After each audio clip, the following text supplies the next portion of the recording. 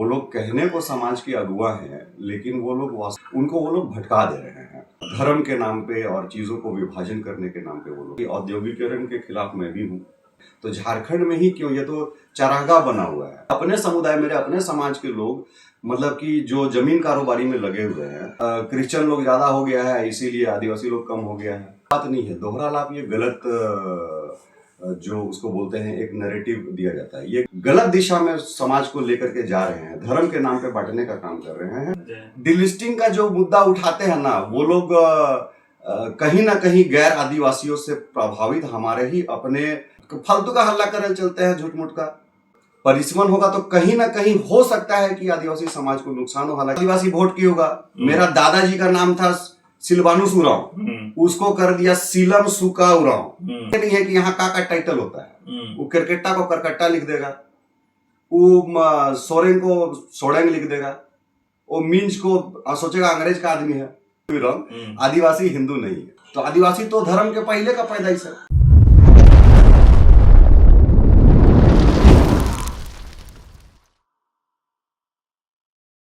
नमस्कार, जोहार। आप देख रहे हैं झारखंड स्वतंत्र खबर। आज कहें कि झारखंड के कई ऐसे मुद्दे पर बात करने के लिए लेखक अनूप मींज हैं और हम जानेंगे कि अभी झारखंड में क्या क्या समस्या है, किस तरह से इस समस्या को देखते हैं, या जिस तरह से लोग सनातन एक की बात करते हैं उन पर इनका क्या विचार है, डिलिस्टिंग पर क्या कहते हैं। तमाम बात करने के लिए हम जुड़ते हैं, आज जानते हैं कि इनका उस पर क्या विचार है, क्या प्रतिक्रिया है। जोहार। क्या कहेंगे, झारखंड के पहले क्या समस्या, कैसे देखते हैं? देखिए, झारखंड के जो बेसिक मुद्दे हैं, जो आदिवासी मुद्दे हैं, वो कहीं ना कहीं गौण होते जा रहे हैं, दिख रहे हैं, ऐसा मुझको लगता है। जो बेसिक मुद्दे हैं, रोजगार, पलायन, बेरोजगारी, इन सब मुद्दों पे बातें कम हो रही हैं। और जो भी सोशल मीडिया के माध्यम से जो लीडर्स उभर के सामने आ रहे हैं, वो लोग कहने को समाज के अगुवा हैं, लेकिन वो लोग वास्तव में उनको जो विचारधारा पे काम करना चाहिए, जो बेसिक मुद्दों पे काम करना चाहिए, उनको वो लोग भटका दे रहे हैं। और फिर वो लोग धर्म के नाम पे और चीज़ों को विभाजन करने के नाम पे वो लोग काम कर रहे हैं। अच्छा, समस्या क्या दिखता है आपको आदिवासियों में यहाँ पर? और यहाँ बेसिक समस्या ये है कि डेवलपमेंट अगर बोलेंगे तो रोजगार, पलायन, बेरोजगारी और बहुत सारी समस्या है जो आदिवासी मुद्दों का जो बेसिक प्रॉब्लम है। हम लोग समाज के मुख्य धारा में एक साथ अगर आना चाहें तो उस तरीके से हम लोग दूसरे समुदाय के लोगों के साथ में बराबर हाथ और कदम मिला करके चलने में अभी भी बहुत सारी जो गांव घर में जो हमारे लोग हैं, हमारे भाई बहन हैं, वो लोग नहीं आ पा रहे हैं उस तरीके से। तो उसको लाने के लिए कुछ आपका विचार यही है कि सरकार के द्वारा हम तो यही चाहते हैं कि सरकार खासकर कृषि को ज़्यादा बढ़ावा दे। हालांकि औद्योगिकरण के खिलाफ मैं भी हूँ। जहाँ जहाँ औद्योगिकरण हुआ, आप देख लीजिए, धनबाद हुआ, जमशेदपुर, वहाँ से पलायन भी हुआ और वहाँ बाहरी आबादी का बहुत ज़्यादा अतिक्रमण भी हो गया। तो ये एक बहुत बड़ा मुद्दा है। 5वीं अनुसूचित क्षेत्र है, CNT SPT यहाँ लगा हुआ है और डबल यहाँ बोला जाए तो डबल प्रोटेक्शन है यहाँ। फिर भी ये बाहरी आबादी की बाढ़ की तरह लोग यहाँ आ गए हैं। और देखिए, रांची का इतने बहुमंजिली इमारतें बन जा रही है और इतने लोग आ जा रहे हैं और पानी का धरातल का स्रोत कम हो गया है। मैंने बहुत प्रकार की समस्या है, जाम की समस्या है, ये सारी समस्या हो रही है। हालांकि मैं गुमला से बिलोंग करता हूँ, मैं अभी गुमला क्षेत्र में भी देख रहा हूँ, वो भी 5वीं अनुसूचित क्षेत्र है और CNT वाला क्षेत्र है। तो वहाँ पर भी बाहरी आबादी जाकर के अभी पता नहीं किस तरीके से जमीन ले रहे हैं लोग। और वहाँ ये तो राज्यपाल के पास भी ये अधिकार है कि वो 5वीं अनुसूचित क्षेत्र में लोगों को बाहर से आने के लिए अतिक्रमण पे रोक लगाया जा सके। हालांकि एक नियम ये भी है कि भारत का कहीं कोई भी राज्य का आदमी कहीं भी जाकर के रह सकता है, ये अच्छी बात है। लेकिन वही 5वीं अनुसूचित क्षेत्र और 6वीं अनुसूचित क्षेत्र में कुछ जो रुकावट है, जो नियम है, उस चीज को ध्यान में रखना चाहिए और राज्यपाल महोदय को भी इस पे जरूर इंटरफेयर करना चाहिए या CM साहब को भी इंटरफेयर जरूर करना चाहिए। आप यूं ही जाकर के नागालैंड या मणिपुर जो 7 सिस्टर जो 6वीं अनुसूचित क्षेत्र है, वहां जाके यूं ही आप नहीं बस सकते हैं, यूं ही आप जाके जमीन नहीं खरीद सकते हैं। तो झारखंड में ही क्यों, ये तो चारागाह बना हुआ है और जो ओरिजिनल जो लोग हैं यहाँ के, जो झारखंडी लोग हैं, वो लोग अपना हक और आवाज नहीं उठा पा रहे हैं। और दादा मैं आपको ये भी बताना चाहूंगा कि हमारे समाज के ही लोग, मेरे अपने समुदाय, मेरे अपने समाज के लोग, मतलब कि जो जमीन कारोबारी में लगे हुए हैं, वो लोग मतलब कि लोगों को बसाने का काम कर रहे हैं। और येन केन प्राकरण सीएनटी जमीनों को, प्लॉट्स को बेच बेच करके लोगों को, बाहरी आबादी को बसाने का काम कर रहे हैं। अब उसके बाद अगर आप आ जाइएगा तो फिर बोलेंगे कि आदिवासियों की संख्या कम हो रही है। फिर वहाँ पर कुछ दूसरे संगठन वाले लोग बोलेंगे कि क्रिश्चियन लोग ज़्यादा हो गया है, इसीलिए आदिवासी लोग कम हो गया है। ये सारी मुद्दा हो जाएगी। फिर बोलेगा इसका डिलिस्टिंग करो, फिर बोलेगा उधर से आ जाएगा केंद्र सरकार की तरफ से कि परिसीमन लागू करो, फिर बोलेगा डिलिमिटेशन का बात करो। तो देखिए, मैं पॉलिटिक्स को बहुत ज़्यादा, क्योंकि मैं कोई पॉलिटिशियन नहीं हूँ और मैं कोई बहुत ज़्यादा सोशल एक्टिविस्ट नहीं हूँ, लेकिन एक समाज का जिम्मेदार नागरिक होने के नाते, और एक आदिवासी होने के नाते, और एक झारखंडी होने के नाते मैं ये बात बोलता हूँ और बोलना चाहता हूँ, लोगों को जागरूक करना चाहता हूँ। लेकिन मतलब ठीक है, जिस तरह से कई आप ही के समाज के लोग बोलते हैं कि सरना सनातन एक है, ईसाई समाज दोहरे लाभ ले रहे हैं, इस पर आपका क्या कहना है? नहीं, दोहरा लाभ का बात नहीं है। दोहरा लाभ ये गलत, जो उसको बोलते हैं एक नैरेटिव दिया जाता है, ये गलत चीजें है। मैं भी जहाँ से पढ़ाई किया, धनबाद से पढ़ाई किया मैंने, और गुमला से भी पढ़ाई किया, जमशेदपुर से भी पढ़ाई किया। मैं करीम सिटी कॉलेज जमशेदपुर में था, धनबाद में डिनोबली स्कूल में था, संस्कृत विद्या मंदिर से मैंने अपनी पढ़ाई की। वो क्रिश्चियन मिशनरी स्कूल ही था, लेकिन मुश्किल से 7-8 लोग ही मेरे क्लास में, 6 लोग या 7 लोग ही थे जो क्रिश्चियन थे, बाकी सब लोग तो दूसरे समुदाय के लोग थे। तो ऐसा नहीं है, ये गलत चीज़ों को प्रचारित किया जाता है। और दोहरा लाभ की जो बात बोलते हैं कि वो अल्पसंख्यक का भी लेता है और आदिवासी का भी लेता है, ये गलत चीज़ों को लोग प्रचारित करते हैं।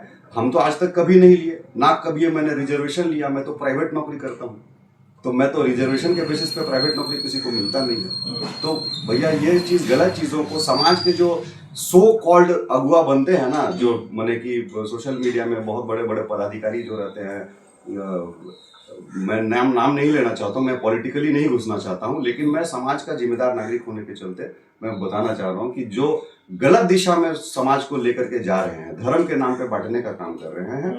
देखिए, धार्मिक चीजें अलग है। वो लोग बोलते हैं रूढ़ी प्रथा, रूढ़ीवादी। ये देखिए, वो धार्मिक अनुष्ठान है बाबा, बात को समझने का है। आप माने कि शादी कर रहे हैं, विवाह कर रहे हैं, बच्चा का बालमुंडन संस्कार कर रहे हैं, वो धार्मिक अनुष्ठान है। और जातीय परंपरा अलग चीज होती है।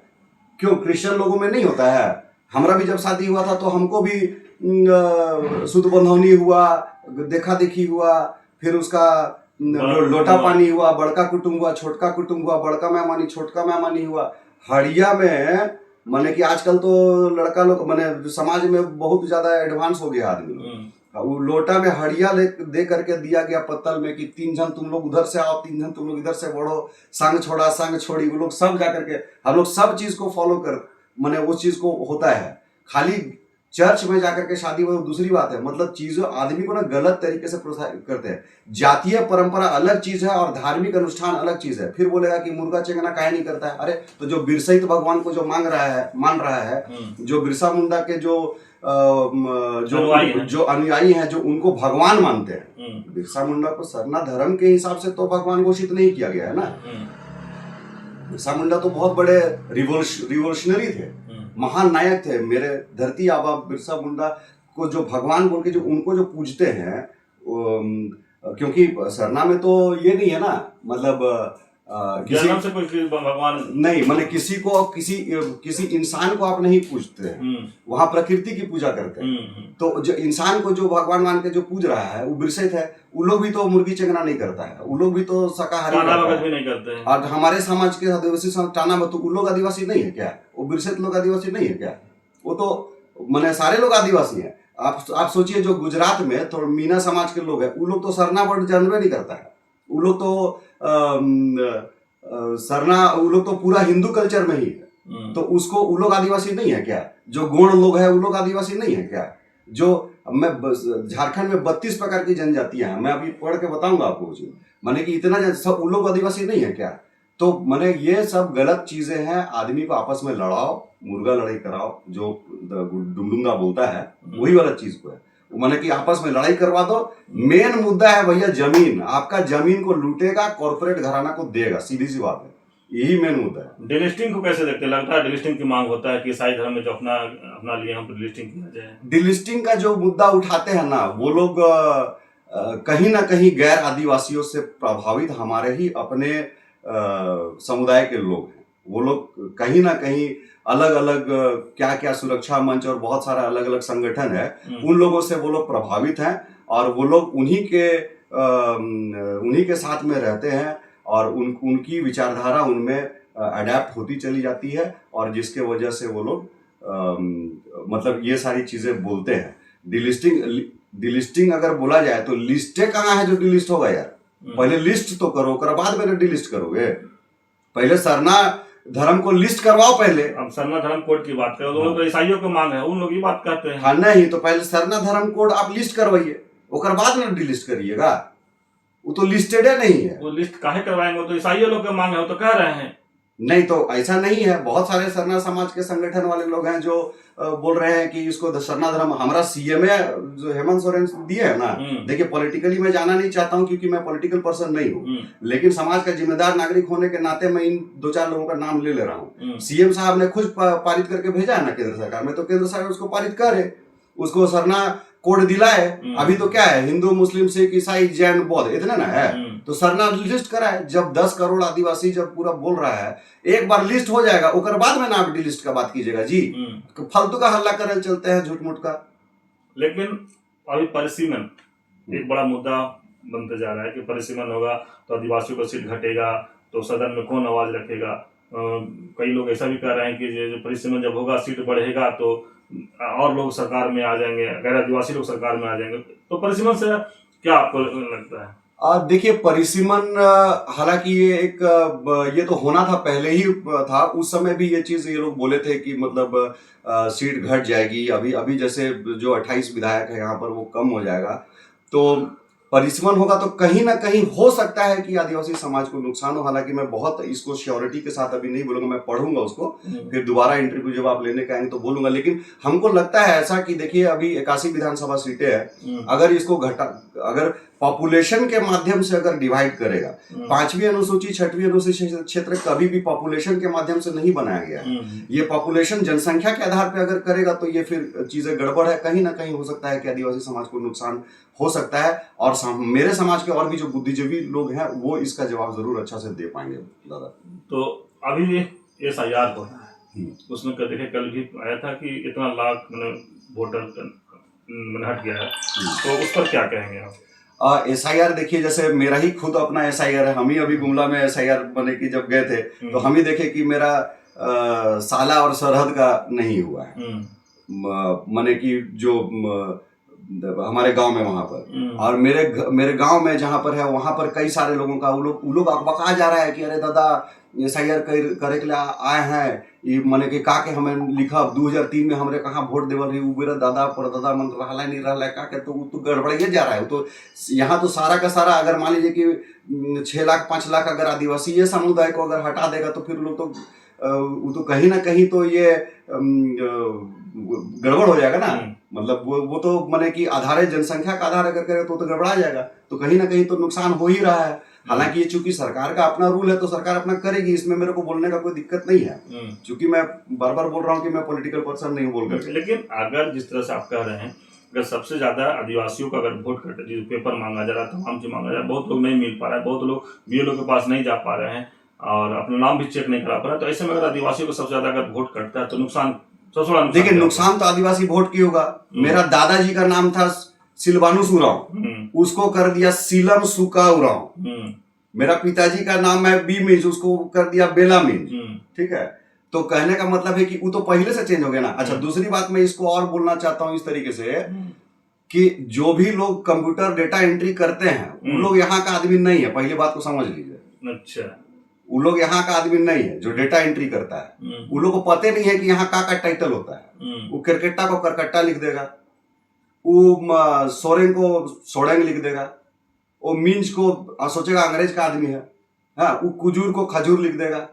तो इस टाइप का करता है वो डेटा एंट्री वाला। उन लोग को यहाँ का चीजों को सभ्यता मैंने यहाँ का चीजों को समझना चाहिए कि यहाँ का टाइटल है, का होता है नहीं होता है, वो जानवे नहीं करता है। वो डेटा एंट्री करता है, उल्टा पुल्टा कर देता है वो लोग तो सब बाहर से आकर के पैसा वैसा दे के घुस गया होगा कहीं डेटा एंट्री उंट्री में।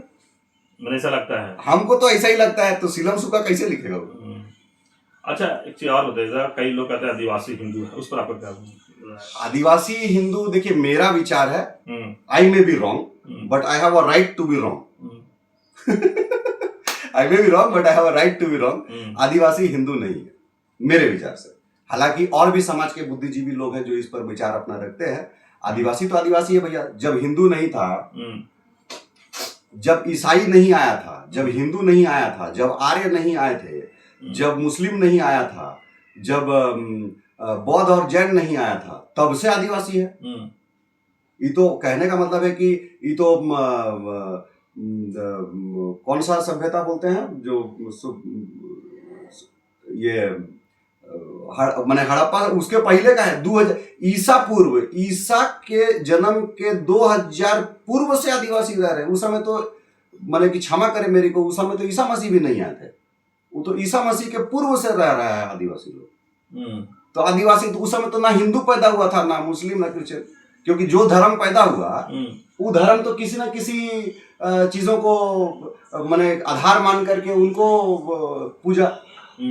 तो आदिवासी तो धर्म के पहले का पैदाइश है। तो मेरे हिसाब से तो आदिवासी हिंदू नहीं है।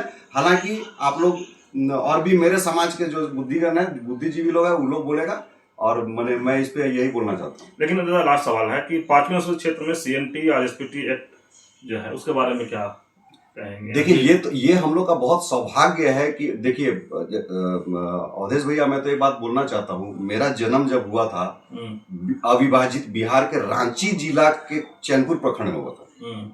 बाद में मेरे को पता चला कि 15 नवंबर 2000 को झारखंड अलग राज्य बना, तो मैं अपने आप को झारखंडी बोल के बड़ा सीनत तान के घूमता हूँ। उसके बाद में 1983 में गुमला अलग जिला बना। तो मेरा जन्म तो रांची में हुआ था, तो मैं भी तो बिहारिया पैदा हुआ था।